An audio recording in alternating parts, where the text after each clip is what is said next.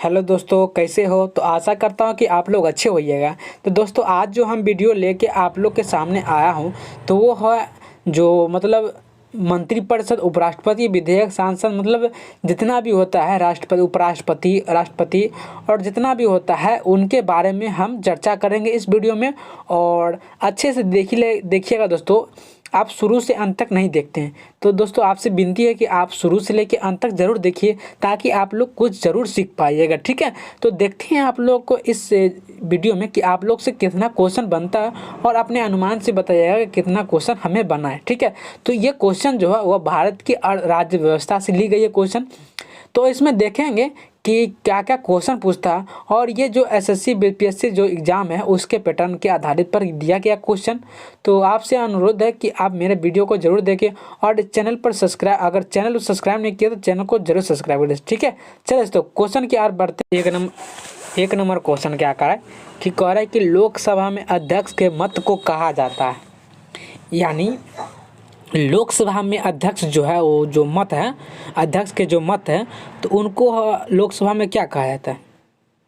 तो लोकसभा में जो अध्यक्ष को मत है, जो अध्यक्ष के मत है जो, तो उनको क्या कहा जाता है? ऑप्शन ए निर्णायक मत, ऑप्शन बी ध्वनि मत और ऑप्शन सी प्रत्यक्ष मत और ऑप्शन डी अप्रत्यक्ष मत। तो इसका राइट आंसर क्या हो जाएगा? ऑप्शन नंबर ए, यानी निर्णायक मत जो है वह लोकसभा में अध्यक्ष के जो मत है उनको निर्णायक मत कहा जाता है। ठीक है, कोई पूछ देगा कि आपको कि लोकसभा में अध्यक्ष के मत को क्या कहा जाता है, तो निर्णायक मत। ठीक है, चलिए दोस्तों, कह रहा कि हर 2 वर्ष में राज्यसभा के कितने सदस्य सदन से निर्वाचित होते हैं, यानी जो प्रत्येक 2 साल पर जो है तो राज्यसभा के कितने सदस्य सदन से जो है वह निर्वाचित होते हैं?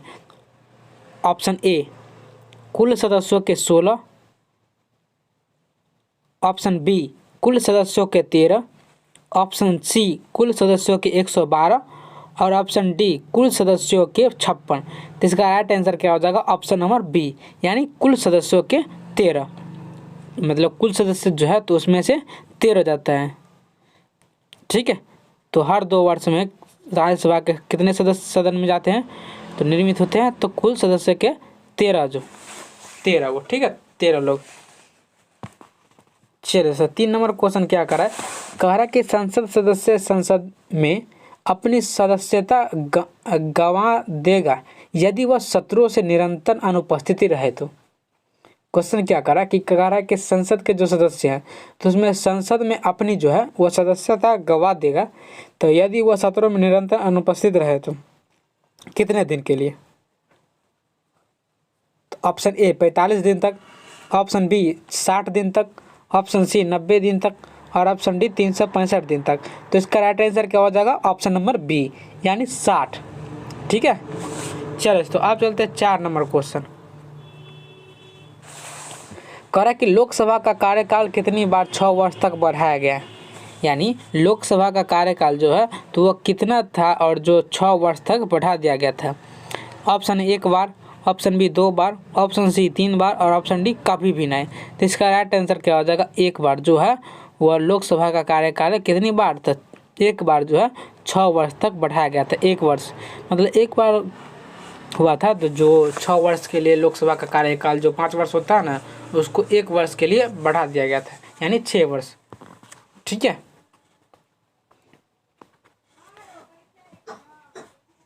चलिए, कह रहा कि पश्चिमी बंगाल के सदस्य संसदीय सीटों यानी राज्यसभा की संख्या है। समझिएगा क्वेश्चन कह रहा है कि पश्चिम बंगाल की जो संसदीय सीटों है यानी राज्यसभा में जो सीट है संसद का तो उसकी संख्या कितनी है? Option A 12, option B 16, option C 18 और ऑप्शन डी 31। तो इसका राइट आंसर क्या हो जाएगा? ऑप्शन नंबर बी, यानी 16। ठीक है, पश्चिम बंगाल में जो राज्यसभा की संख्या सीटें संसद में तो वो 16 है। ठीक है, चलिए 6 नंबर क्वेश्चन देखते हैं। कह रहा कि भारतीय संसद द्वारा विश्व संसदीय प्रणालियों में कौन सी अभिनव चर्चा प्रक्रिया समाविष्ट की गई है? तो ऑप्शन ए प्रश्नकाल, ऑप्शन बी शून्यकाल, ऑप्शन सी संकल्प, ऑप्शन डी राष्ट्रपति का भाषण। तो इसका राइट आंसर क्या हो जाएगा? Option number B. ठीक है, यानी शून्यकाल। यानी भारतीय संसद द्वारा विश्व संसदीय प्रणाली में, भारतीय द्वारा जो विश्व प्रणाली है, तो क्या है?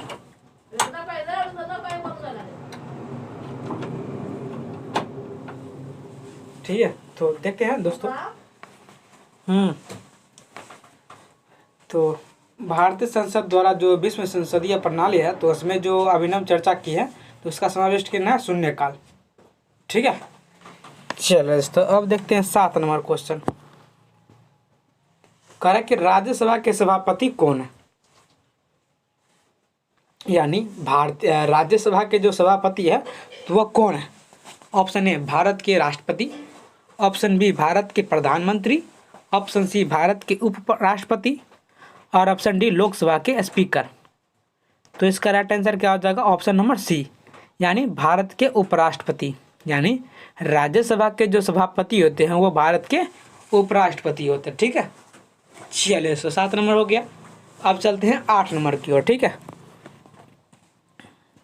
कह रहा कि भारतीय संसद का जनता द्वारा निर्वाचित सदन निम्नलिखित में से कौन सा है? यानी भारतीय संसद का जो जनता द्वारा जो निर्वाचित सदन है, तो उनके द्वारा जनता द्वारा जो निर्वाचित सदन किया गया, तो उनमें से निम्नलिखित में से कौन सा होगा? Option A Rajya Sabha, option B Lok Sabha, option C Lok Sabha भी और राज्यसभा भी, यानी ये भी दोनों, और ऑप्शन डी इनमें से नन, यानी कोई नहीं। तो इसका राइट आंसर क्या आ जाएगा? लोकसभा। यानी भारतीय संसद का जो जनता द्वारा निर्वाचित किया गया सदन, तो उसमें लोकसभा होगा। ठीक है, चलिए तो अब चलते हैं 9 नंबर क्वेश्चन। कह रहा कि वित्त आयोग का कार्यकाल है, यानी वित्त आयोग जो है तो उनका कार्यकाल कितना अवधि है, मतलब कितना अवधि है? ऑप्शन ए 10 वर्ष, ऑप्शन बी 5 वर्ष, ऑप्शन सी 6 वर्ष और ऑप्शन डी 3 वर्ष। तो इसका राइट आंसर क्या हो जाएगा? ऑप्शन नंबर बी, यानी 5 वर्ष के लिए जो है वो वित्त आयोग का कार्यकाल है। ठीक है, इतना 5 साल। चलो तो 10 नंबर देखते हैं अब। कह रहा कि भारत का योजना आयोग किस वर्ष में स्थापित हुआ था? यानी भारत का जो योजना आयोग हुआ था, तो वह किस वर्ष स्थापित हुआ था? Option A 1947, option B 1949, option C 1950 और ऑप्शन डी 1952। तो इसका राइट आंसर क्या हो जाएगा? ऑप्शन नंबर सी, यानी 1950 में जो है वह भारत का योजना आयोग जो है इसी वर्ष यानी 1950 में स्थापित किया गया था। ठीक है, हुआ था। चलिए तो अब चलते 11 नंबर क्वेश्चन। कह रहा कि निम्नोक्त में से एक कार्यपालिका का अंग चयन करें। आपको चयन करना है कौन न्यायपालिका, मतलब कौन इसमें से है जो एक कार्यपालिका का अंग है। ऑप्शन ए विधान परिषद का सदस्य, ऑप्शन बी राज्यसभा का सदस्य, ऑप्शन सी सर्वोच्च न्यायालय का मुख्य न्यायाधीश, ऑप्शन डी उप निरीक्षक पुलिस। तो इसका राइट आंसर डी, यानी उप निरीक्षक पुलिस जो है वो कार्यपालिका का एक अंग है। ठीक है, चलिए तो अब चलते हैं 12 नंबर क्वेश्चन। कह रहा कि भारतीय संसद के दोनों सदनों के संयुक्त अधिवेशन का सभापतित्व कौन करता है? यानी उनका सभापतित्व जो है वो कौन करता है? यानी भारत के संसद जो दोनों सदन है, तो संसद के 2 सदन, तो उसमें से जो सदन है तो संयुक्त अधिवेशन का सभापतित्व जो है कौन करता है? तो ऑप्शन ए भारत के राष्ट्रपति, ऑप्शन बी भारत के उपराष्ट्रपति, ऑप्शन सी लोकसभा के अध्यक्ष और ऑप्शन डी भारत के महान्यायवादी। तो इसका राइट आंसर क्या हो जाएगा? ऑप्शन नंबर सी, यानी लोकसभा के अध्यक्ष, जो भारतीय संसद के दोनों सदनों में जो है संयुक्त अधिवेशन का सभापतित्व कौन यही करता है? लोकसभा के अध्यक्ष। चलिए तो 12 नंबर देखते हैं। कह रहा कि वित्त आयोग क्या है? ऊपर देख लेते वित्त आयोग का जो है वह स्थिति। ठीक है, आप देखते हैं ए नंबर, मतलब वित्त आयोग क्या है? तो ऑप्शन ए स्थायी निकाय, ऑप्शन बी वार्षिकी निकाय, ऑप्शन सी त्रिवार्षिक निकाय, ऑप्शन डी पंचवार्षिक निकाय। तो इसका राइट आंसर क्या हो जाएगा? ऑप्शन नंबर डी, यानी वित्त आयोग जो है वह पंचवार्षिक निकाय है। ठीक है, चलिए 14 नंबर देखते हैं। कह रहा कि भारतीय संघ राज्य क्षेत्र का दैनिक प्रशासन किसके द्वारा संचालित होता है? यानी भारतीय संघ राज्य क्षेत्र जो है तो वह दैनिक प्रशासन जो है तो किनके द्वारा संचालित होता है? दैनिक प्रशासन किसके द्वारा? ऑप्शन ए राष्ट्रपति, ऑप्शन बी राज्यपाल, ऑप्शन सी गृह मंत्री और ऑप्शन डी उपराज्यपाल। तो इसका राइट आंसर हो जाएगा उपराज्यपाल जो है वो भारतीय संघ राज्य क्षेत्र का दैनिक प्रशासन इसी के द्वारा संचालित किया जाता है। किसके द्वारा? तो उपराज्यपाल के द्वारा। ठीक है, चलिए दोस्तों 15 नंबर देखते हैं। कह रहा है कि किसी विशेष दिन लोकसभा में अधिकतम कितने तारांकित प्रश्न पूछे जा सकते हैं? ऑप्शन ए 15, ऑप्शन बी 20 और ऑप्शन सी 25 और ऑप्शन डी मतलब कोई सीमा नहीं। तो इसका राइट आंसर बी यानी 20। तो मतलब किसी विशेष दिन लोकसभा में अधिकतम कितने तारांकित, तो 20 डेट पड़ सकता है, 20 दिन हो सकता है, तो उसमें प्रश्न पूछे जा सकते हैं। ठीक है, चलिए दोस्तों 16 नंबर देखते हैं कि कह रहा है कि राज्यसभा के 1/3 सदस्यों के निर्वाचित होने की अवधि क्या है? यानी राज्यसभा का जो 1/3 यानी 1/3 जो सदस्यों के निर्वाचित होने का जो अवधि है वह क्या है? ऑप्शन ए प्रति वर्ष, ऑप्शन बी प्रति 2 वर्ष और ऑप्शन सी प्रति 3 वर्ष और ऑप्शन डी प्रति 4 वर्ष। इसका right answer option number B यानी प्रति 2 वर्ष। ठीक है, जो 1/3 सदस्यों के निर्वाचित होने की अवधि है। चलिए दोस्तों 17 नंबर देखते हैं। कह रहा है कि राज्यसभा में मनोनीत सदस्यों की अधिकतम संख्या क्या है होती है? ऑप्शन ए 10, ऑप्शन बी 12 और ऑप्शन सी 14 और ऑप्शन डी 15। तो इसका राइट आंसर क्या हो जाएगा? ऑप्शन नंबर बी यानी 12। यानी राज्यसभा में मनोनीत सदस्यों की जो अधिकतम संख्या है वह है 12। ठीक है, चलिए दोस्तों 18 नंबर देखते हैं। कह रहा है कि भारतीय योजना निर्माण के उद्देश्य है, यानी भारतीय योजना निर्माण के जो उद्देश्य है वह क्या है? ऑप्शन ए राष्ट्रीय आय में वृद्धि, ऑप्शन बी आय और संपत्ति में असमानताओं को घटाना, ऑप्शन सी निर्धनता निर्मूलन और ऑप्शन डी उपरोक्त सभी। तो इसका राइट आंसर क्या हो जाएगा? ऑप्शन नंबर डी यानी ये तीनों हो जाएगा। ठीक है, यानी भारतीय योजना निर्माण जो है उनकी तो इसका उद्देश्य है राष्ट्रीय आय में वृद्धि, आय और संपत्ति में असमानताओं को घटाना, निर्धनता निर्मूलन, ये सभी हो जाएगा। ठीक है, चलिए दोस्तों अब चलते हैं 19 नंबर क्वेश्चन। ठीक है, देखते हैं क्या कह रहा है कि निम्नलिखित में से कौन सा भारतीय संचित निधि पर प्रभारित व्यय नहीं है? तो ऑप्शन देखते हैं। ऑप्शन ए पंचवर्षीय योजनाओं पर व्यय, ऑप्शन बी संघ लोक सेवा आयोग के अध्यक्ष और सदस्यों पर व्यय और ऑप्शन सी उच्चतम न्यायालय के न्यायाधीशों पर व्यय और ऑप्शन डी भारत सरकार के ऋण प्रभाव।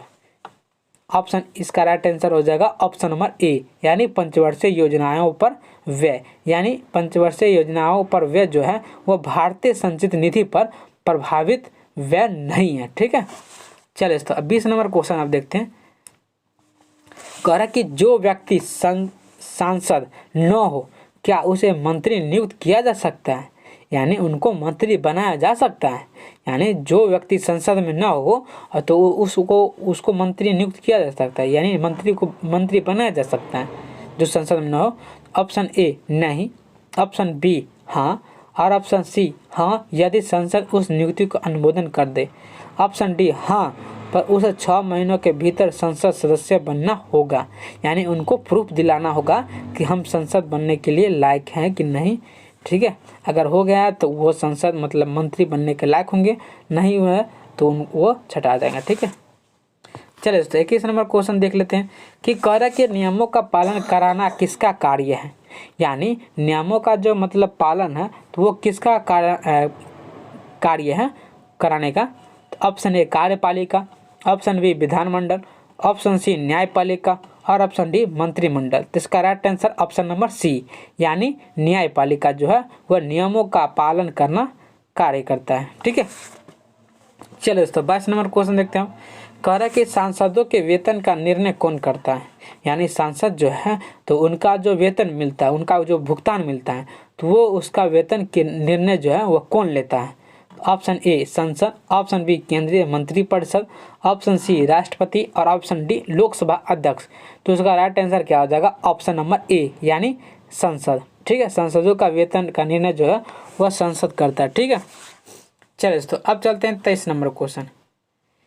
कह रहा है कि निम्न में से किस परिस्थितियों के अंतर्गत राज्यसभा को भंग किया जा सकता है? ऑप्शन ए जब देश में वित्तीय आपातकाल घोषित हुआ हो, ऑप्शन बी जब संवैधानिक तंत्र के असफल हो जाने पर आपातकाल की घोषणा की हो और ऑप्शन सी ए और बी यानी ये दोनों हो जाएगा और ऑप्शन डी इनमें से कोई नहीं। तो इसका राइट आंसर हो जाएगा ऑप्शन नंबर डी, इनमें से कोई नहीं है। ठीक है, ऐसे ही आपको पूछा जाएंगे। ठीक है, चलिए 24 नंबर देखते हैं आप क्वेश्चन।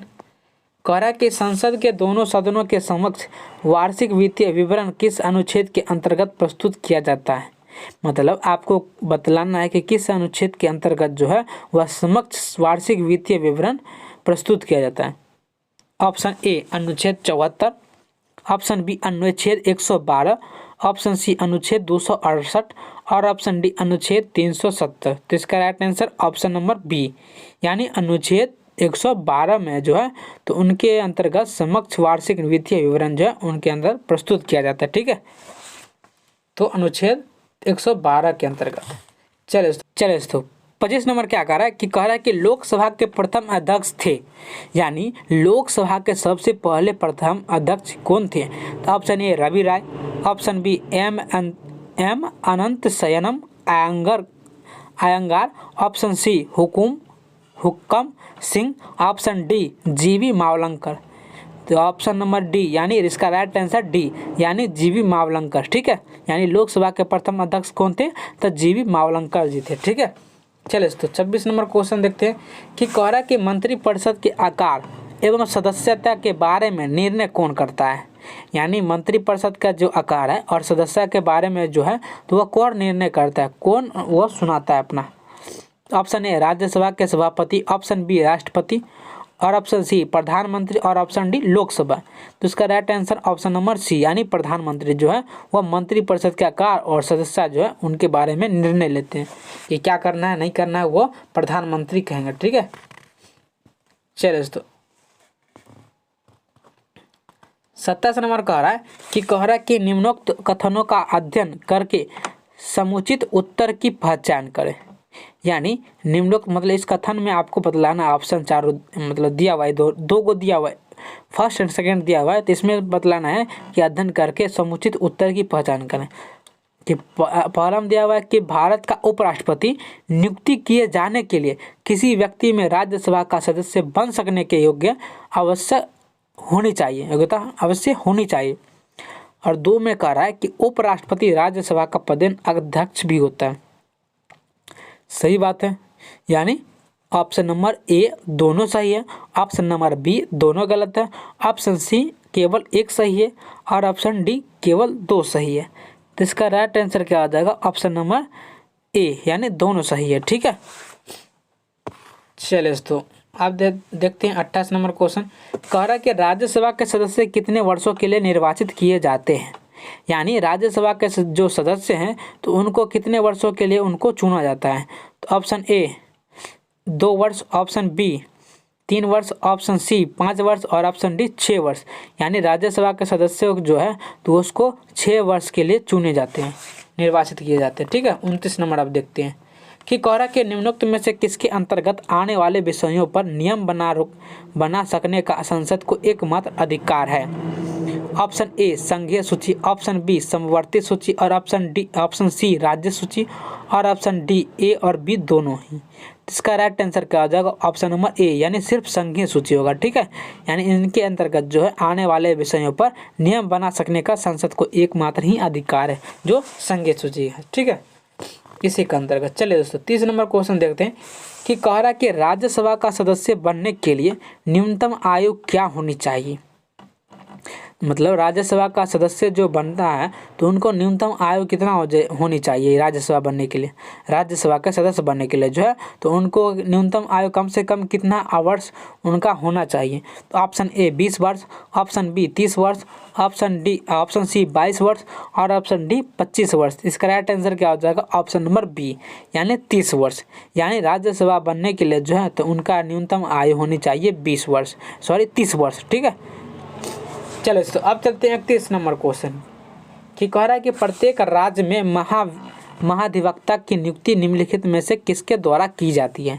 ऑप्शन ए राज्यपाल, ऑप्शन बी राष्ट्रपति और ऑप्शन सी उच्च न्यायालय के मुख्य न्यायमूर्ति और ऑप्शन डी उच्चतम न्यायालय के मुख्य न्यायमूर्ति। तो इसका राइट आंसर क्या हो जाएगा, ऑप्शन नंबर ए यानी राज्यपाल। यानी प्रत्येक राज्य में जो है तो महाधिवक्ता की नियुक्ति जो है निम्नलिखित मतलब इसमें से कौन करता है, तो राज्यपाल द्वारा किया जाता है महाधिवक्ता की नियुक्ति। ठीक है, प्रत्येक राज्य में मतलब सभी राज्य में महाधिवक्ता की नियुक्ति जो है वह राज्यपाल के द्वारा की जाती है। चलिए दोस्तों 32 नंबर क्वेश्चन देखते हो देखते हैं कि कह रहा है कि लोकसभा के निर्वाचन क्षेत्रों का सीमा निर्धारण पिछली बार निम्नलिखित में से किस ईस्वी सन में मतलब किस ईस्वी में किया था, किस सन में किया गया था। ऑप्शन ए 1970, ऑप्शन बी 1972 और ऑप्शन सी 1976 और ऑप्शन डी 1977। तो इसका राइट आंसर क्या हो जाएगा, ऑप्शन नंबर सी यानी 1976 में जो है वो निर्वाचित क्षेत्रों की सीमा निर्धारण पिछली बार जो है 1976 में इसी ईस्वी में किया गया था। ठीक है, चलो दोस्तों अब चलते हैं 33 नंबर क्वेश्चन, देखते हैं क्या कर रहा है कि कह रहा है कि राज्यसभा के लिए सदस्यों को नामित करने का जो अधिकार है वह निम्नलिखित में से किसको है। यानी इस चारों ऑप्शन आपको दिया हुआ है, तो इसमें से आप बताइए कि जो राज्यसभा के लिए सदस्यों का नामित करने का जो अधिकार है वह किसको है। ऑप्शन ए राष्ट्रपति, ऑप्शन बी उपराष्ट्रपति, ऑप्शन सी न्यायपालिका और ऑप्शन डी लोकसभा। तो इसका राइट आंसर क्या हो जाएगा, ऑप्शन नंबर ए यानी राष्ट्रपति के द्वारा जो है राज्यसभा के लिए सदस्यों को नामित करने का अधिकार होता है। ठीक है, चलिए दोस्तों 34 नंबर क्वेश्चन देखते हैं। अब कह रहा कि अधीनस्थ विधायन समिति निम्नलिखित में से किससे संबंधित होती है। यानी अधीनस्थ विधायन समिति जो है तो वह इस चारों ऑप्शन में से किससे संबंधित होता है। ऑप्शन ए प्रत्यायोजित विधायन, ऑप्शन बी वित्तीय विधायन, ऑप्शन सी नगर पालिका विधायन और ऑप्शन डी राज्य विधायन। तो इसका right answer option number A यानी प्रत्यायोजित विधान जो है अधिनियम विधायन समिति द्वारा इसी से संबंधित है। ठीक है, प्रत्यायोजित विधायन से। चलिए तो अब देखते हैं 35 नंबर क्वेश्चन। कह रहा कि भारत के राष्ट्रपति द्वारा बुलाई गई संयुक्त बैठक की अध्यक्षता निम्नलिखित में से कौन करता है। यानी भारत के राष्ट्रपति जो है यानी अभी फिलहाल श्रीमती द्रौपदी मुर्मू है। ठीक है, यानी वो आदिवासी है। ठीक है, यानी भारत के राष्ट्रपति द्वारा जो बुलाई गई संयुक्त बैठक है वह किसकी अध्यक्षता में होती है।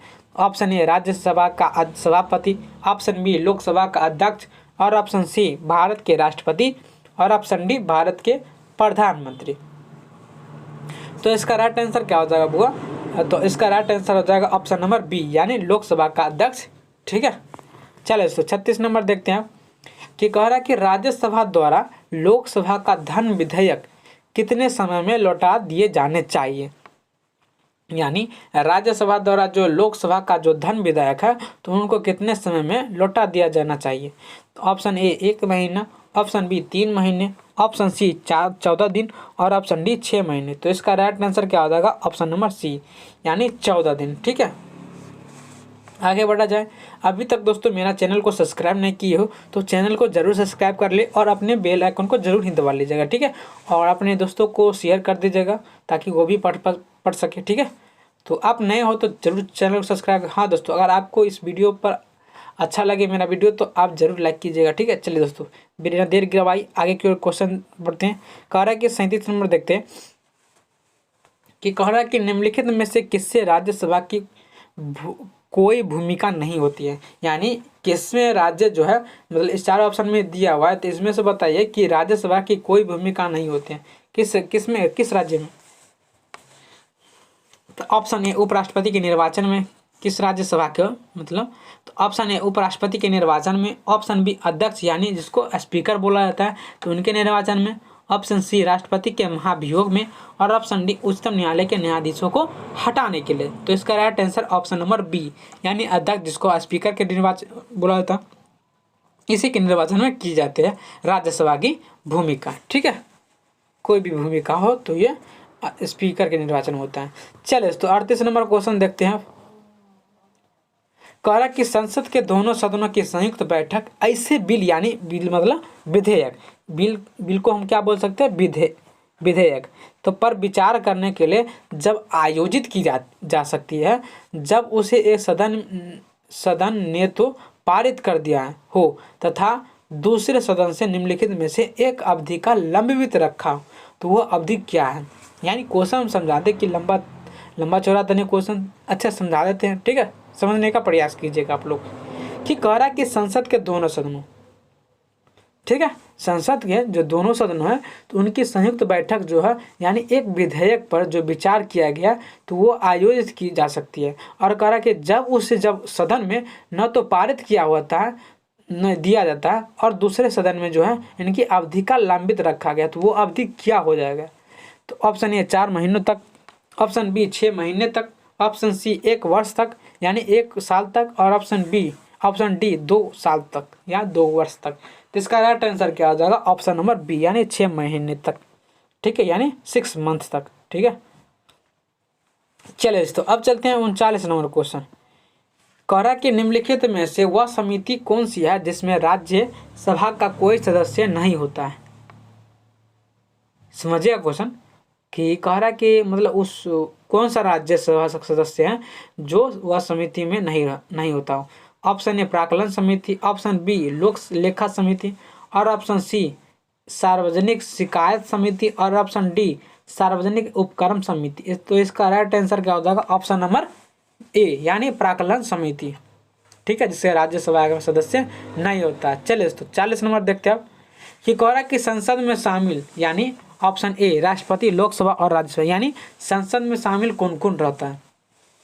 ऑप्शन देख लिए, ऑप्शन ए में और ऑप्शन बी में देख रहे हैं तो कि कह रहा है कि लोकसभा और राज्यसभा, ऑप्शन सी लोकसभा और विधानसभा, ऑप्शन डी विधानसभा, विधान परिषद और लोकसभा। तो इसका right answer option number A यानी संसद में तीनों होता है, यानी राष्ट्रपति भी होते हैं, लोकसभा और राज्यसभा, इनका संसद जो है लोकसभा यानी संसद 2 सदन, कौन कौन? लोकसभा और राज्यसभा, ठीक है, ये और राष्ट्रपति, मतलब संसद में शामिल होता है राष्ट्रपति, लोकसभा और राज्यसभा, ठीक है, ये तीनों शामिल होता है।